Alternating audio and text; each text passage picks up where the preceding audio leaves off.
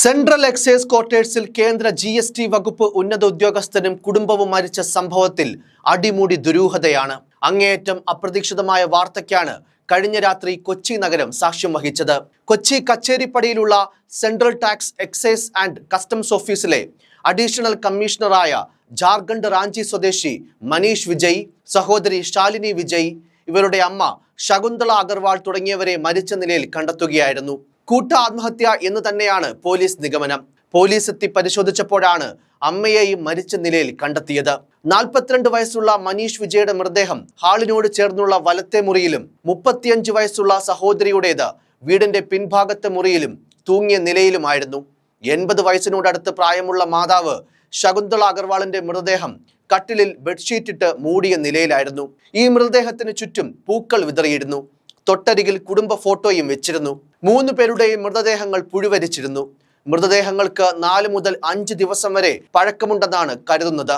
ജീവിതത്തിലെ ചില നൈരാശ്യങ്ങൾ മൂലം മനീഷും മറ്റുള്ളവരും ജീവനൊടുക്കിയെന്ന നിലയിലാണ് തൃക്കാക്കര പോലീസ് തയ്യാറാക്കിയ FIR-ൽ പറയുന്നത്.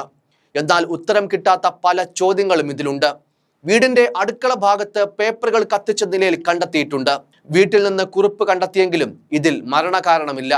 ഹിന്ദിയിൽ എഴുതിയ കുറിപ്പിൽ വിദേശത്തുള്ള സഹോദരിയെ വിവരം അറിയിക്കണം എന്ന് മാത്രമാണുള്ളത്. 3 മൃതദേഹങ്ങളും കളമശ്ശേരി മെഡിക്കൽ കോളേജിലേക്ക് മാറ്റി. പോലീസ് രജിസ്റ്റർ ചെയ്ത FIR-ലും ആത്മഹത്യ എന്ന സൂചനയാണുള്ളത്. അതേസമയം മനീഷിന്റെ സഹോദരി ശാലിനിയുടെ ജോലിയുമായി ബന്ധപ്പെട്ട കേസിൽ കാക്കനാട് മരിച്ച നിലയിൽ കണ്ടെത്തിയ കസ്റ്റംസ് അഡീഷണൽ കമ്മീഷണർ മനീഷ് വിജയുടെ കുടുംബം നിരാശയിലായിരുന്നുവെന്ന സൂചനയും പുറത്തുവരികയാണ്. സഹോദരിയുടെ കേസിന്റെ കാര്യത്തിനായി ജാർഖണ്ഡിൽ പോകണമെന്ന് ചൂണ്ടിക്കാണിച്ചായിരുന്നു മനീഷ് വിജയ് ലീവിന് അപേക്ഷിച്ചത്. എന്നാൽ കുടുംബം ജാർഖണ്ഡിലേക്ക് പോയിരുന്നില്ല. മനീഷിന്റെ സഹോദരി Shalini Jharkhand public service commission നടത്തിയ പരീക്ഷയിൽ 1ാം റാങ്കുകാരിയായിരുന്നു. 2006-2007 കാലത്ത് നടന്ന പരീക്ഷയിലെ റാങ്കിന്റെ അടിസ്ഥാനത്തിൽ ശാലിനിക്ക് ഡെപ്യൂട്ടി കളക്ടറായി ജോലി ലഭിച്ചിരുന്നു.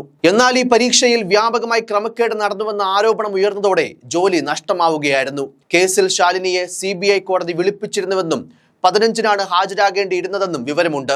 ഈ കേസിൽ സമൻസ് കിട്ടിയിരുന്നുവെന്ന് മനീഷ് വിജയുടെ സഹപ്രവർത്തകരും മൊഴി നൽകിയിട്ടുണ്ട്. കഴിഞ്ഞ കുറച്ചു ദിവസങ്ങളായി അവധിയിലായിരുന്നു മനീഷ് വിജയ്. അവധി കഴിഞ്ഞിട്ടും മനീഷ് എത്താതായതോടെ സഹപ്രവർത്തകർ മൊബൈലിൽ ബന്ധപ്പെടാൻ ശ്രമിച്ചിരുന്നു. എന്നാൽ ഫോൺ സ്വിച്ച് ഓഫ് ചെയ്ത നിലയിലായിരുന്നു.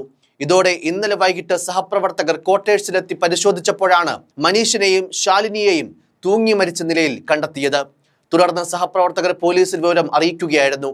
ഇവർ താമസിച്ചിരുന്ന കാക്കനാട് ഈച്ചമുക്കിലെ സെൻട്രൽ എക്സൈസ് ക്വാർട്ടേഴ്സിലെ 114-ാം നമ്പർ വീട്ടിലാണ് മൂവരെയും മരിച്ച നിലയിൽ കണ്ടെത്തിയത്. അവിവാഹിതരായ സഹോദരങ്ങൾ മാതാവ് മരിച്ചതിന്റെ ആഘാതത്തിൽ ആത്മഹത്യ ചെയ്തതാണോ, ഇവരെ എന്തെങ്കിലും പ്രശ്നങ്ങൾ അലട്ടിയിരുന്നു തുടങ്ങിയ കാര്യങ്ങളാണ് പോലീസിനെ അന്വേഷിക്കുക. മാതാവ് കോളേജ് അധ്യാപികയും ശാലിനി ജാർഖണ്ഡ് പബ്ലിക് സർവീസ് കമ്മീഷനിൽ ഉയർന്ന റാങ്കിൽ വിജയിച്ച ആളുമാണ്. മനീഷ് ഏറെക്കാലമായി കൊച്ചിയിലും കോഴിക്കോടും കസ്റ്റംസിന്റെ പ്രിവന്റീവ് വിഭാഗത്തിൽ ജോലി ചെയ്തിട്ടുള്ള വ്യക്തിയാണ്. 1.5 വർഷം മുൻപാണ് കൊച്ചിയിലേക്ക് സ്ഥലം മാറിയെത്തിയത്. അമ്മയും സഹോദരിയും എത്തിയത് 4 മാസം മുൻപും. സാധാരണ രാവിലെ മനീഷിനെ ഓഫീസിൽ നിന്ന് കാർ വന്ന് കൊണ്ടുപോവുകയാണ് പതിവ്. വൈകിട്ടോടെ തിരിച്ചുമെത്തും. സഹോദരിക്കോ അമ്മയ്ക്കോ അവിടുത്തെ മറ്റു വീട്ടുകാരുമായി കാര്യമായ ബന്ധവുമില്ല. അമ്മ ഇടയ്ക്കിടെ പുറത്തെ കസേരയിൽ വന്നിരിക്കാറുണ്ടെന്ന് സമീപവാസികൾ പറയുന്നു.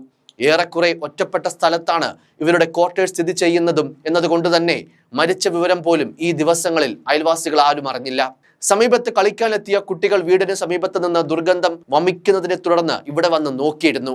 എന്നാൽ പൂർണ്ണമായും അടച്ചിട്ട നിലയിലായിരുന്നു വീട്. അതിനാൽ തന്നെ ക്വാർട്ടേഴ്സിനടുത്തുള്ള മാലിന്യ കൂനയിൽ നിന്നുള്ള ദുർഗന്ധമായിരിക്കുമെന്നാണ് ഇവർ കരുതിയത്. എന്തായാലും പോസ്റ്റ്മോർട്ടം നടപടികൾ അധികം വൈകാതെ തന്നെ സഹോദരി വിദേശത്ത് നിന്നും എത്തിയ ശേഷം നടക്കും. പോസ്റ്റ്മോർട്ടം റിപ്പോർട്ടും വിശദമായ അന്വേഷണവും സംഭവത്തിൽ അവശേഷിക്കുന്ന ദുരൂഹതകൾ നീക്കുമെന്ന് പ്രതീക്ഷിക്കാം. News desk, focus news TV.